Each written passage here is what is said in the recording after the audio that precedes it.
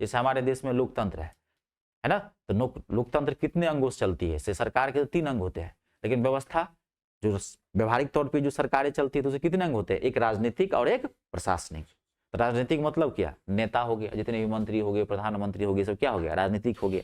और प्रशासनिक में कौन आ गया? प्रशासनिक विभाग में जितने भी अधिकारी हो गए, ब्यूरोक्रेट्स, समझ गए? जो मुख्य सचिव हो गया, चीफ सेक्रेटरी हो गया। आईएएस का सबसे बड़ा पद कौन सा होता है? आईएएस पद है, आईएएस सेवा है, इंडियन एडमिनिस्ट्रेटिव सर्विस। आईपीएस एक सेवा है, इंडियन पुलिस सर्विस। ये सब तो सेवा है ना यूपीएससी के थ्रू। लेकिन आईएएस का सबसे बड़ा पद कौन सा होता है? कैबिनेट सेक्रेटरीट, बहुत बड़ा अधिकारी होता है। उसके बाद खत्म हो जाता है। क्या मतलब? कुछ बचा नहीं। तो नहीं, जो लोकसभा राज्यसभा का जो सचिवालय होता है उसका एक ही अध्यक्ष होता है।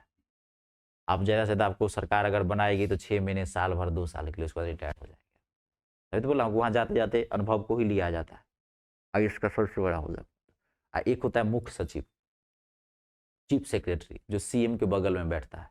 सीएम के बगल में 2 आदमी बैठते हैं प्रशासनिक तौर पर। ऐसे तो सारे नेता से घिरा हुआ रहता है, लेकिन सीएम बगल में 2 आदमी बैठता है। कौन बनता है? एक महानिदेशक, DG, director general of police, जो आईपीएस का सबसे बड़ा अधिकारी होता है।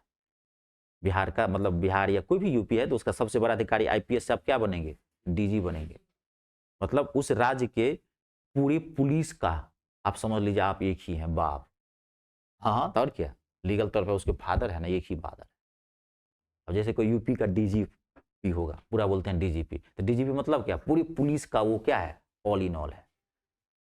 एक क्या होता है? आईएएस होता है। ये सब थोड़ा नॉलेज लिया कीजिए। आप इस देश में जी रहे हैं, इस देश का संविधान छोटी मोटी बातें नहीं समझेंगे तो कल बड़े होंगे पापा, बेटा ही पूछ देगा, पापा आईएएस का सबसे बड़ा पोस्ट क्या होता है?